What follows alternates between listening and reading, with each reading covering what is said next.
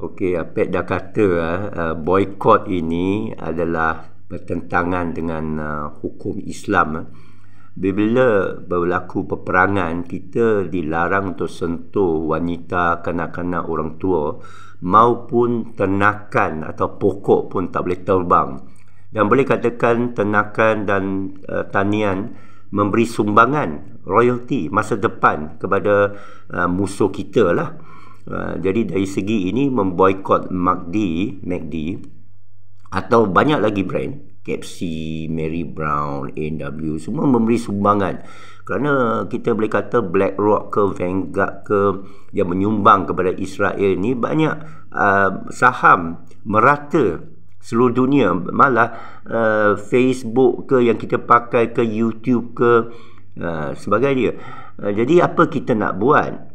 Okey, katakan kita nak boikot juga, kita kena fikir masalah kos melepasnya. Dia mengganggu ekonomi kita, pendapatan pekerja-pekerja kita.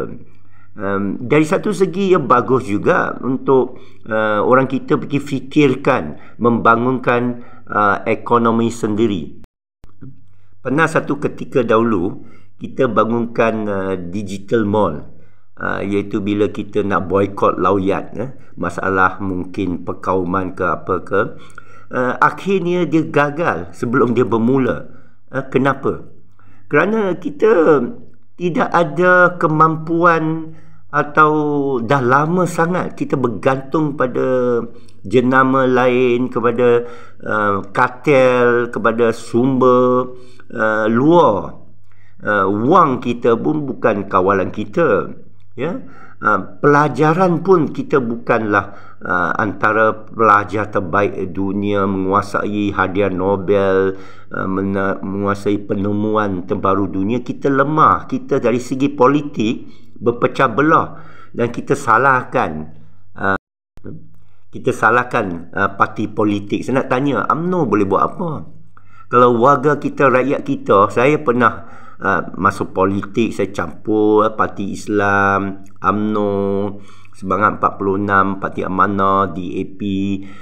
Saya aktivis dulu. Saya tengok rata-rata orang kita ada kelemahan. Pertama, kita tak boleh bersatu. Kedua, kita lemah dari segi ekonomi. Pembayaran cukai kita pun 10% daripada semua warga, tapi kita kutuk. Orang yang bagi 90% tu, kita kutuk bangsa lain, kaum, hatta Yahudi, hatta DAPIG. Tapi mereka kerja kuat, mereka bersatu, mereka tak ada perbincangan macam yang kita bincang. Ya, saya sebagai orang Islam, memeluk Islam, inna mu'minuna ikhwan, bersaudara dengan sesama orang kita. Saya prihatin lah. Kepada saya, kalau nak boikot, nak bagi tutup habis, baik kita bagi tutup habis, tapi kita kena bersedia. Rundum ekonomi kita jatuh, ya. Banyak beratusan ribu pekerja Grab ini kepunyaan syarikat Singapura, dan Singapura ni pro Israel, kita kata. Jadi macam mana kita nak boikot Grab? Apa lagi nak boikot? Shopee bukan Shopee, Amazon ke,